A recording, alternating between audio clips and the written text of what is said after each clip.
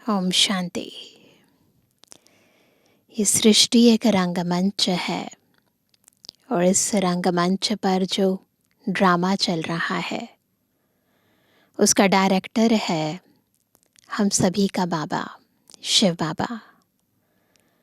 और इसीलिए बाबा हमें हर कर्म करने की, हर संकल्प उत्पन्न करने की, हर शब्द बोलने की डायरेक्शन देते हैं। क्या सही है, क्या गलत है, किस बात में हमारी उन्नति है, क्या करने से अवनति है, उसका यथार्थ ज्ञान बाबा देते हैं। तो डायरेक्टर बनकर बाबा हर पल, हर कदम हमें सदा श्रीमत के जरिए कैसे श्रेष्ठ बनाना है वो विधि और उससे मिलने वाली सिद्धि सिखाते हैं। तो ऐसा सिद्धि दिलाने वाला, सफलता मूर्त बनाने वाला, माया जीत विघ्न जीत बनाने वाला शिव बाबा जब इस सृष्टि पर आते हैं, टीचर बनते हैं, सतगुरु बनते हैं, तो आत्मा राइट डायरेक्शन पर चलकर परफेक्ट हीरो किरदार अदा कर पाती है। तो आज की मुरली भी हमें बहुत ही वैल्यूएबल डायरेक्शन दे रही है। सुनते हैं बाबा के मधुर महावाक्य। आज है 9 तारीख, 9 दिसंबर 2024। बाबा के महावाक्य हैं, मीठे बच्चे, विनाश के पहले सबको बाप का परिचय देना है। धारणा कर दूसरों को समझाओ, तब ऊंच पद मिल सकेगा। तो ऊंच पद का आधार है सेवा, परंतु सेवा करने का आधार है धारणा। तो जब तक अंतरात्मा में ज्ञान की धारणा नहीं होती तब तक सेवा भी नहीं होती। प्रश्न है, राजयोगी स्टूडेंट्स को बाप का डायरेक्शन क्या है? उत्तर है, तुम्हें डायरेक्शन है कि एक बाप का बनकर फिर औरों से दिल नहीं लगानी है। बाबा के बन गए, फिर ये दिल आराम के सिवाय और कहीं ना लगे। प्रतिज्ञा कर, फिर पतित नहीं बनना है। तुम ऐसा संपूर्ण पावन बन जाओ। कैसा? जो बाप और टीचर की याद स्वतः निरंतर बनी रहे। तो याद करने का आधार क्या है? पवित्रता। तो बाबा चाहते हैं हम इतने पावन बन जाएं जो बाबा की याद एक तो स्वतः हो और दूसरा निरंतर हो। एक बाप से ही प्यार करो, उसे ही याद करो, तो तुम्हें बहुत ताकत मिलती रहेगी। बस क्योंकि बाबा के सिवाय बाकी जितनी भी बातें हैं, व्यक्ति हैं, वस्तुएं हैं, ये सब आत्मा की शक्ति को क्षीण करते हैं। तो इसलिए बाबा का डायरेक्शन है, एक बाबा को याद करो, उसी को बहुत बहुत प्यार करो। ओम शांति। रूहानी बाप बैठ समझाते हैं। समझाते तब है जबकि यह शरीर है। सम्मुख ही समझाना होता है। जो सम्मुख समझाया जाता है वह फिर लिखत के द्वारा सबके पास जाता है। तुम यहाँ आते हो सम्मुख सुनने के लिए। बेहद का बाप आत्माओं को सुनाते हैं। कौन सुन रहा है? आत्माएं। आत्मा ही सुनती है। सब कुछ आत्मा ही करती है इस शरीर द्वारा। इसलिए पहले पहले अपने को आत्मा ज़रूर समझना है। गायन है, आत्माए परमात्मा अलग रहे बहुकाल।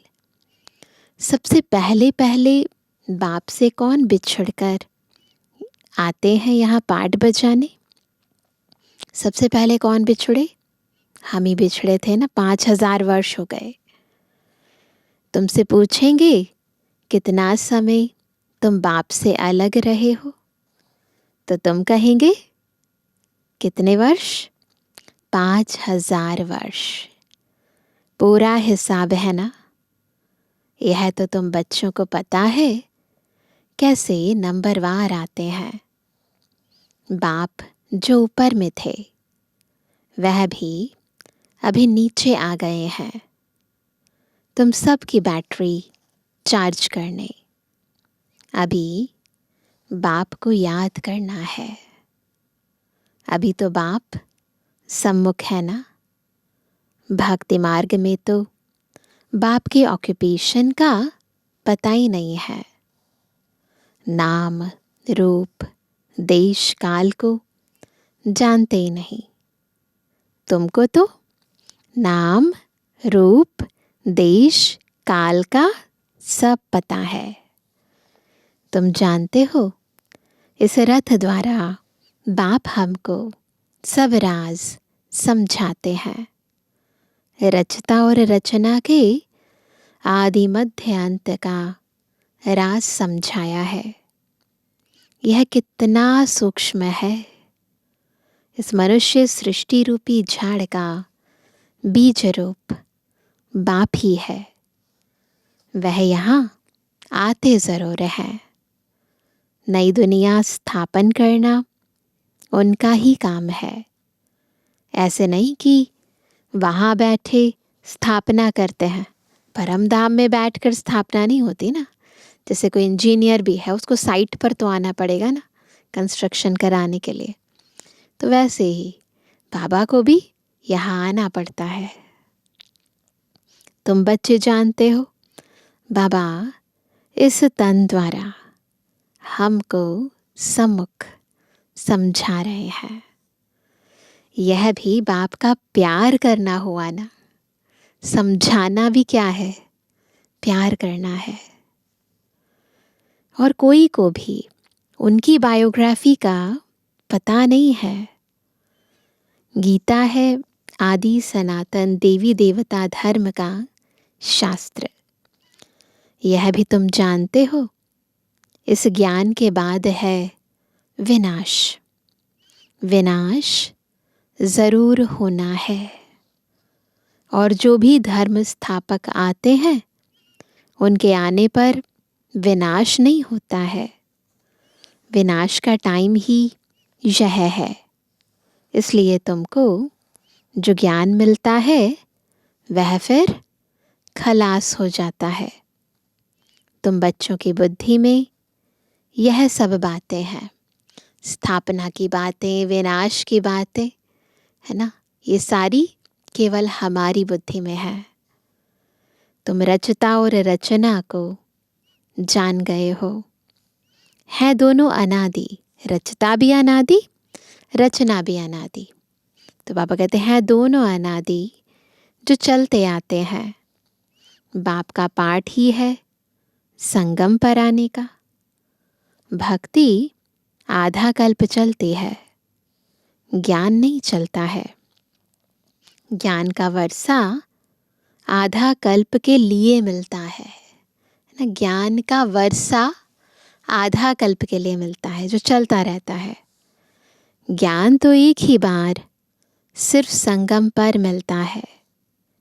यह क्लास तुम्हारा एक ही बार चलता है, केवल संगम युग पर ना। खुद शिव बाबा टीचर बनकर हमें पढ़ाते हैं। यह बातें अच्छी रीति समझकर फिर औरों को समझाना भी है। पद का सारा मदार है सर्विस करने पर। तुम जानते हो पुरुषार्थ कर अब नई दुनिया में आना है। धारणा कर और दूसरों को समझाना, इस पर ही तुम्हारा पद है। विनाश होने के पहले सबको बाप का परिचय देना है और रचना के आदि मध्य अंत का परिचय देना है। तुम भी बाप को याद करते हो कि जन्म जन्मांतर के पाप कट जाएं। जब तक बाप पढ़ाते रहते हैं, याद ज़रूर करना है। पढ़ाने वाले के साथ योग तो रहेगा ना। छोटे बच्चे होते हैं, स्कूल से पढ़ कर आते हैं, पढ़ाई तो याद रहती है, पर पढ़ाने वाला भी तो याद रहता है ना। टीचर पढ़ाते हैं तो उनके साथ योग रहता है। योग बगैर पढ़ेंगे कैसे? योग अर्थात पढ़ाने वाले की याद। ये बाप भी है, टीचर भी है, सतगुरु भी है। तीनों रूप में पूरा याद करना पड़ता है। यह सतगुरु तुम्हें एक ही बार मिलता है।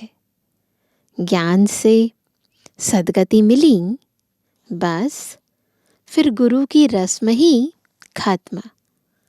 बाप टीचर की रस्म चलती है, गुरु की रस्म खत्म हो जाती है। सद्गति मिल गई ना। निर्वाण धाम में तुम प्रैक्टिकल में जाते हो, फिर अपने समय पर पाठ बजाने आएंगे। मुक्ति, जीवन मुक्ति दोनों तुमको मिल जाती है। मुक्ति भी ज़रूर मिलती है। थोड़े समय के लिए घर जाकर रहेंगे, ऊपर परम धाम में थोड़े टाइम के लिए रहेंगे। यहाँ तो क्या करना पड़ता है? शरीर से पाठ बजाना पड़ता है। ये सृष्टि है रंगमंच। यहाँ पर शरीर रूपी कॉस्ट्यूम पहनकर आत्मा रूपी एक्टर को पाठ बजाना पड़ता है। पिछाड़ी में सब पाठधारी आ जाएंगे। कोई भी नाटक होता है दुनिया के अंदर, तो एंड में क्या होता है? सारे जितने भी पाठधारी होती हैं, तो सारे के सारे एक साथ रंगमंच पर आ जाते हैं। तो अब कहते हैं एंड में सब पाठधारी आ जाएंगे। नाटक जब पूरा होता है तो सब एक्टर्स स्टेज पर आ जाते हैं। अभी भी सब एक्टर्स स्टेज पर आकर इकट्ठे हुए हैं, सारे एक्टर्स। कितना घोर घमसान है, पॉपुलेशन कितनी बढ़ चुकी है ना। सतयुग आदि में इतना घोर घमसान नहीं था। अभी तो कितनी अशांति है। तो अब जैसे बाप को सृष्टि चक्र की नॉलेज है, तो बच्चों को भी नॉलेज है। बीज को नॉलेज है ना, हमारा झाड़ कैसे वृद्धि को पाकर फिर खत्म होता है। अभी तुम बैठे हो नई दुनिया की सैपलिंग लगाने अथवा आदि सनातन देवी देवता धर्म का सैपलिंग लगाने। तुमको पता है इन लक्ष्मी नारायण ने राज्य कैसे पाया? तुम जानते हो हम अभी नई दुनिया का प्रिंस बनेंगे। उस दुनिया में रहने वाले सब अपने को मालिक ही कहेंगे ना। जैसे अभी भी सब कहते हैं भारत हमारा देश है, उस दुनिया में भी ऐसे ही होगा ना। भले सारे राजा नहीं हैं, प्रजा भी तो यही कहेगी ना कि ये हमारा देश है। तो वह कहते वैसे यहाँ पर भी कहते भारत हमारा देश है। तुम समझते हो अभी हम संगम पर खड़े हैं। कहाँ खड़े हैं? बुद्धि से खड़े हैं, है ना। वैसे फिजिकली नहीं खड़े, पर बुद्धि कहाँ है कि हम कहाँ हैं? संगम पर। और अब शिवालय में जाना है। बस अभी गए कि गए। हम जाकर शिवालय के मालिक बनेंगे। तुम्हारी एम ऑब्जेक्ट ही यह है क्या? शिवालय का मालिक बनना। यथा राजा रानी तथा प्रजा सब शिवालय के मालिक बन जाते हैं। परम धाम को भी शिवालय कहते हैं और सतयुग को भी शिवालय कहते हैं। एक शिव का आलय, शिव बाबा का घर, जहाँ बाबा और हम बच्चे ऊपर परम धाम में रहते हैं, और एक शिव बाबा का वो घर जिसे स्थापन करने के लिए, जिसे बनाने के लिए वो इस सृष्टि पर आते हैं, तो वो भी शिवालय है। तो बाबा कहते हैं सब शिवालय के मालिक बन जाते हैं। बाकी राजधानी में भिन्न भिन्न स्टेटस तो होते ही हैं। वहाँ वज़ीर तो कोई होता ही नहीं, वज़ीर की ज़रूरत नहीं होती है, सारे बुद्धिमान होते हैं। वज़ीर तब होते हैं जब पतित बनते हैं। जब द्वापर युग से आत्मा पतित हो जाती है तो वज़ीर रखती है। लक्ष्मी नारायण व राम सीता का वज़ीर नहीं सुना होगा, क्योंकि वह खुद सतु प्रधान पावन बुद्धि वाले हैं। फिर जब पतित बनते हैं तब राजा रानी एक वज़ीर रखते हैं राय लेने के लिए।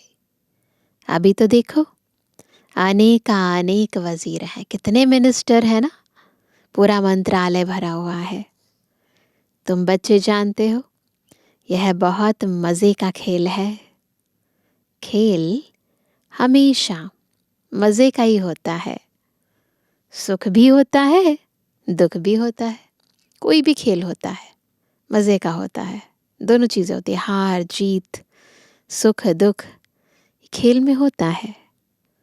इस बेहद के खेल को तुम बच्चे ही जानते हो। इसमें रोने पीटने आदि की बात ही नहीं। गाते भी हैं बीती सो बीती देखो, कहते ना बनी बनाई बन रही अब कुछ बननी नाही, है ना। तो बाबा कहते से नाटक, ये नाटक तुम्हारी बुद्धि में है। हम इनके एक्टर्स हैं। हमारे 84 जन्मों का पाठ एक्यूरेट अविनाशी है। जो जिस जन्म में जो एक्ट करते आए हैं वही करते रहेंगे।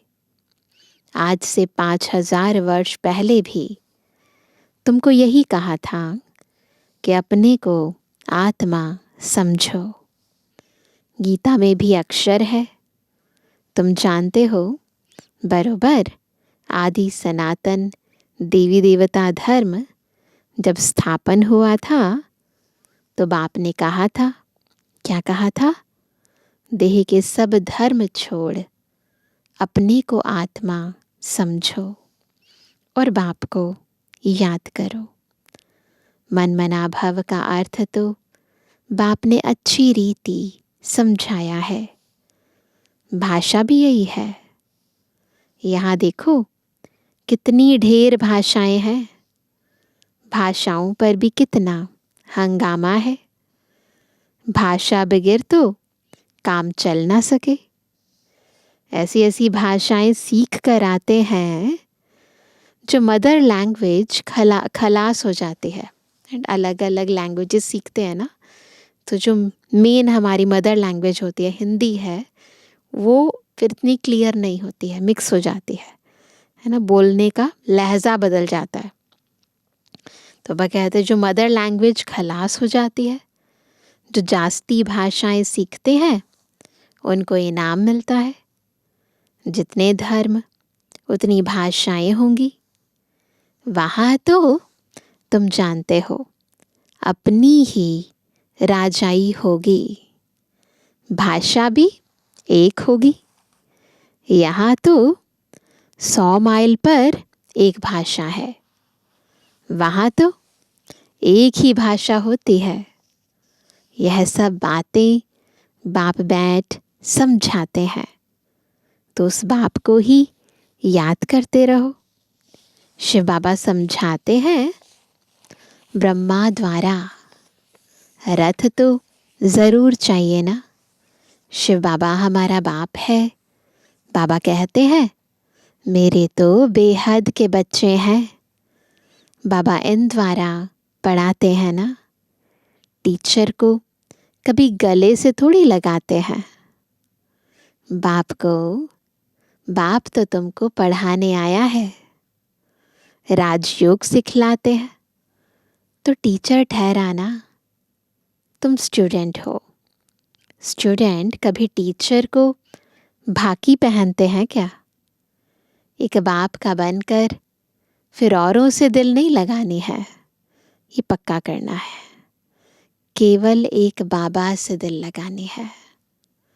बाप कहते हैं, मैं तुमको राजयोग सिखलाने आया हूं ना। तुम शरीरधारी, हम अशरीरी, ऊपर में रहने वाले। कहते हो बाबा पावन बनाने आओ, तो गोया तुम पतित हो ना, स्वीकार कर लिया ना। फिर मेरे को भाकी कैसे पहन सकते? प्रतिज्ञा कर, फिर पतित बन जाते हैं। जब एकदम पावन बन जाएंगे, पिछाड़ी में फिर याद में भी रहेंगे। टीचर को, गुरु को याद करते रहेंगे। अभी तो छीछी बन गिर पड़ते हैं और ही 100 गुना दंड पड़ जाता है। यह तो बीच में दलाल के रूप में मिला है, उनको याद करना है। याद किसको करना है? शिव बाबा को। बाबा कहते हैं, मैं भी उनका मुरब्बी बच्चा हूँ। ब्रह्मा बाबा भी कहते हैं, मैं कौन हूँ? शिव बाबा का मुरब्बी बच्चा हूँ। फिर मैं कहाँ भाकी पहन सकता हूँ? तो ये भाग्य भी ब्रह्मा बाबा को नहीं मिला। हम बच्चे बाबा को दिल से भाकी पहन सकते हैं।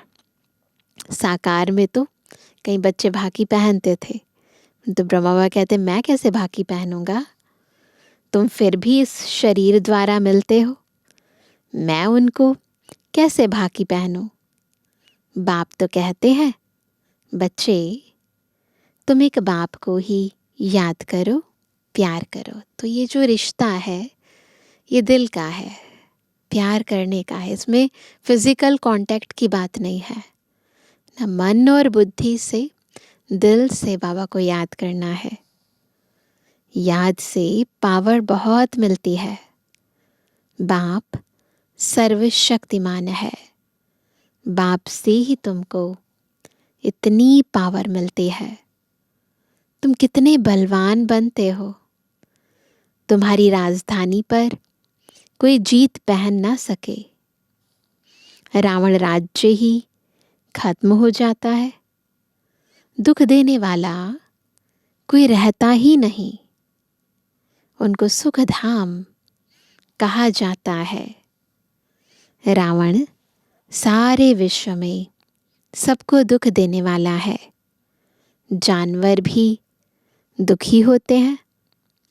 वहाँ तो जानवर भी आपस में प्रेम से रहते हैं। यहाँ तो प्रेम है नहीं। सतयुग में सब आपस में प्यार से रहते हैं।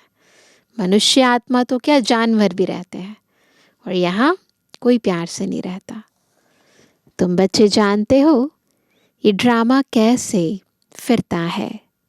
इसके आदि, मध्य, अंत का राज बाप ही समझाते हैं। कोई अच्छी रीति पढ़ते हैं, कोई कम पढ़ते हैं। पढ़ते तो सब है ना। सारी दुनिया भी पढ़ेगी, अर्थात बाप को याद करेगी। बाप को याद करना यह भी पढ़ाई है ना। उस बाप को सब याद करते हैं। वह सर्व का सद्गति दाता, सबको सुख देने वाला है। कहते भी है, आकर पावन बनाओ तो ज़रूर पतित ठहरे। वह तो आते ही हैं विकारियों को निर्विकारी बनाने। पुकारते भी हैं कि हे अल्लाह, आकर हमको पावन बनाओ। उनका यही धंधा है, इसलिए बुलाते हैं। हमें पता है ना, पतित पावन कौन है, दुख हरता सुख करता कौन है, जिसका धंधा है उसको बुलाते हैं। तुम्हारी भाषा भी करेक्ट होनी चाहिए। वो लोग कहते हैं अल्लाह, वह कहते हैं गॉड, गॉड फादर भी कहते हैं। पिछाड़ी वालों की बुद्धि फिर भी अच्छी रहती है, इतना दुख नहीं उठाते। तो अब तुम सम्मुख बैठे हो, क्या करते हो, क्या कर रहे हैं सभी? बाबा को इस भ्रुकुटी में देखते हो, ब्रह्मा बाबा की भ्रुकुटी में देखते हैं सारे।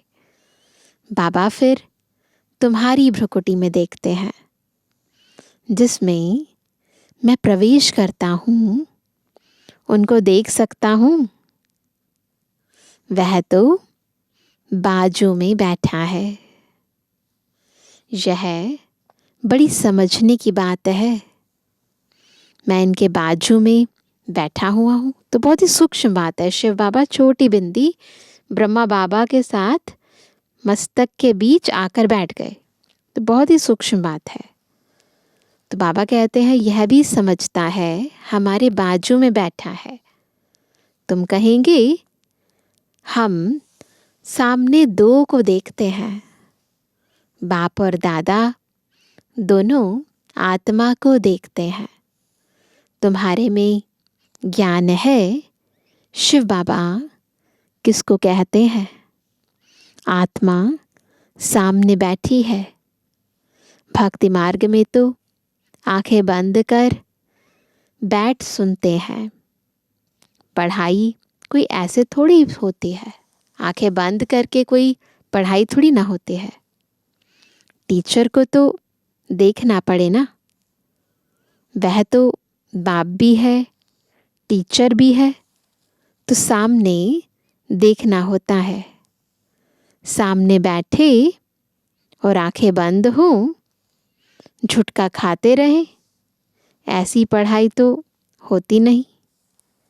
स्टूडेंट टीचर को ज़रूर देखता रहेगा, नहीं तो टीचर कहेंगे यह तो झुटका खाते रहते हैं, यह कोई भांग पी कर आए हैं। तुम्हारी बुद्धि में है, बाबा इस तन में है। मैं शिव बाबा को देखता हूँ। बाप समझाते हैं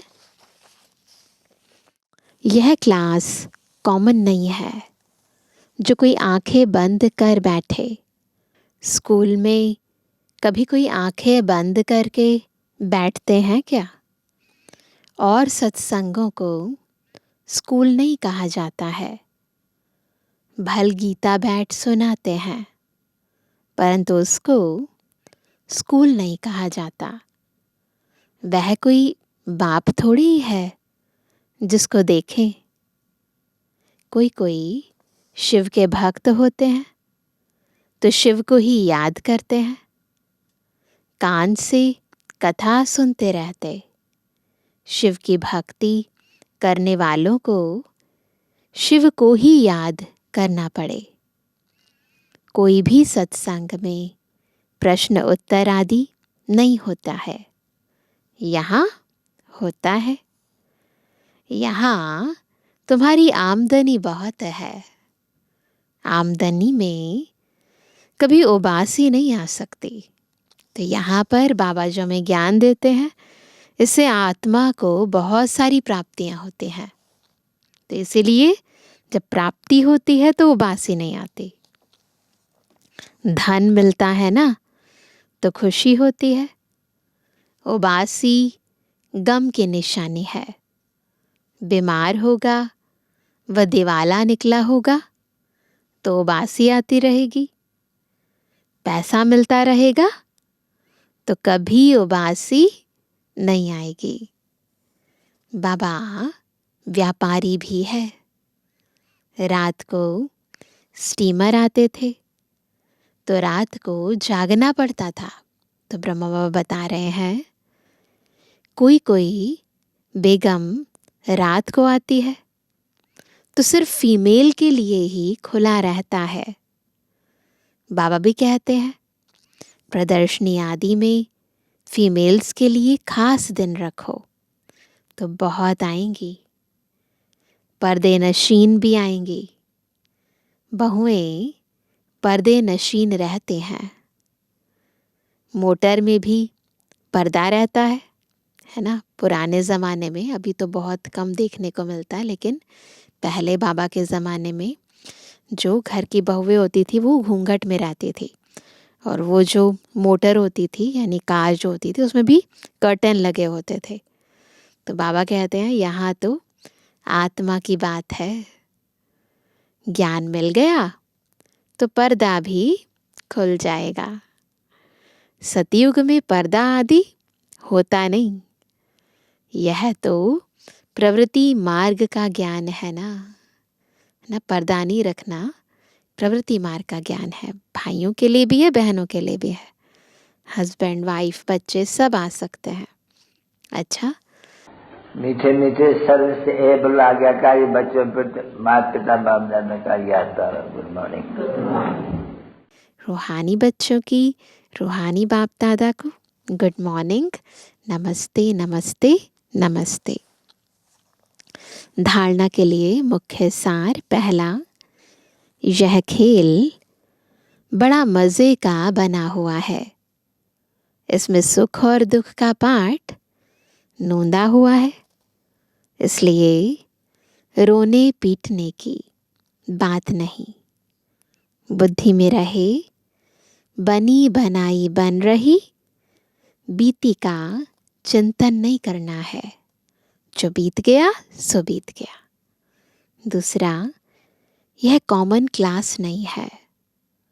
इसमें आंखें बंद करके नहीं बैठना है। टीचर को सामने देखना है। उबासी आदि नहीं लेनी है। उबासी गम यानी दुख की निशानी है। वरदान है संतुष्टता के 3 सर्टिफिकेट ले।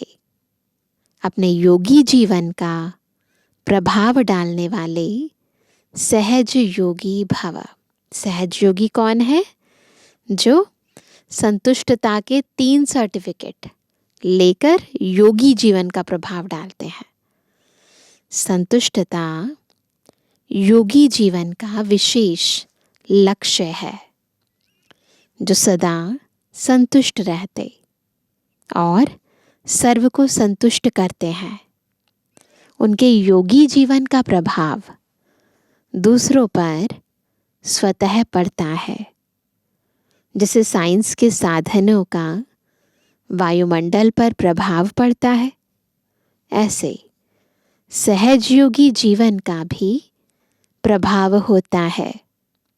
योगी जीवन के 3 सर्टिफिकेट हैं, सबको पता है।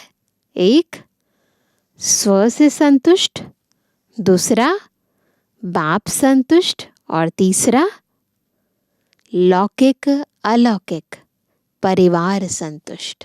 तो ये तीनों सर्टिफिकेट बहुत ज़रूरी हैं। स्लोगन है स्वराज्य का तिलक, विश्व कल्याण का ताज।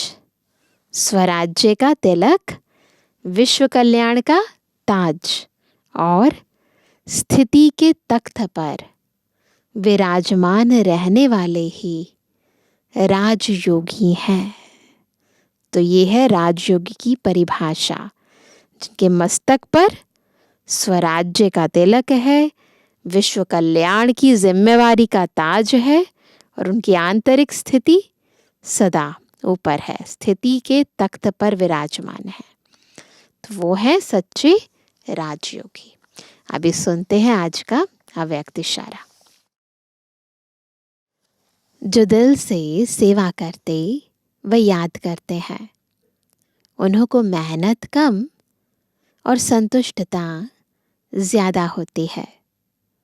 जो दिल के स्नेह से याद नहीं करते, और जो दिल के स्नेह से याद नहीं करते, सिर्फ नॉलेज के आधार पर दिमाग से याद करते व सेवा करते, उनको मेहनत ज़्यादा करनी पड़ती, संतुष्टता कम होती।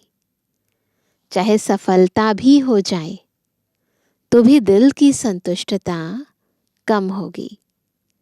यही सोचते रहेंगे, हुआ तो अच्छा, लेकिन फिर भी करते रहेंगे। और दिल वाले सदा संतुष्टता के गीत गाते रहेंगे। तो देखो कैसे हैं हम, दिल वाले या दिमाग वाले हैं। तो बाबा को बहुत दिल से याद भी करना है और दिल से ही सेवा करनी है, दिमाग से नहीं। अच्छा, ओम शांति।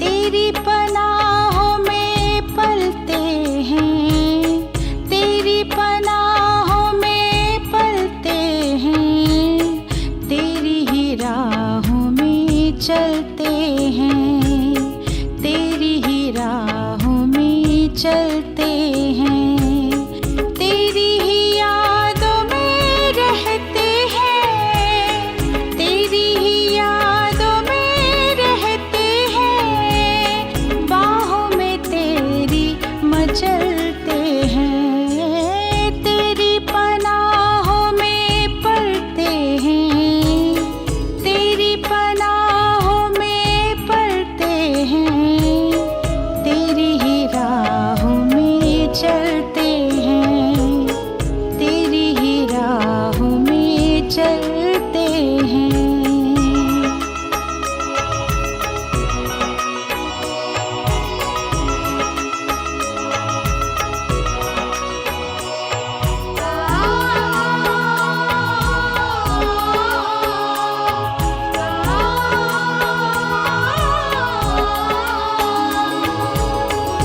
इन आँखों की गुफ्तगू होती है बाबा जब तुमसे, मिलन का सुख बड़ा अनोखा पाए बेहद है तुमसे, रहबर मेरे हम सफर हो, रहबर मेरे हम सफर हो, प्यार इतना करते हैं, प्यार इतना करते हैं, तेरी ही बातें करते हैं, तुम्हीं से झोली भरते हैं, तेरी पनाहों में पलते हैं।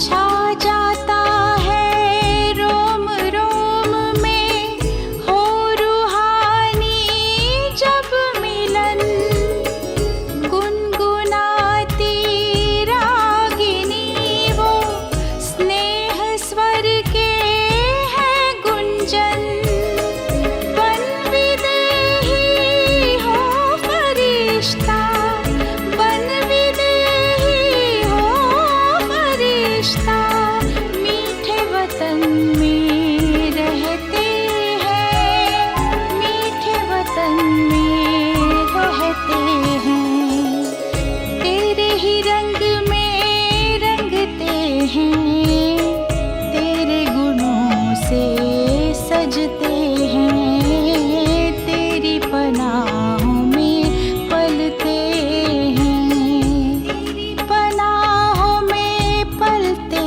हैं, तेरी पनाहों में पलते हैं, तेरी ही राहों में चलते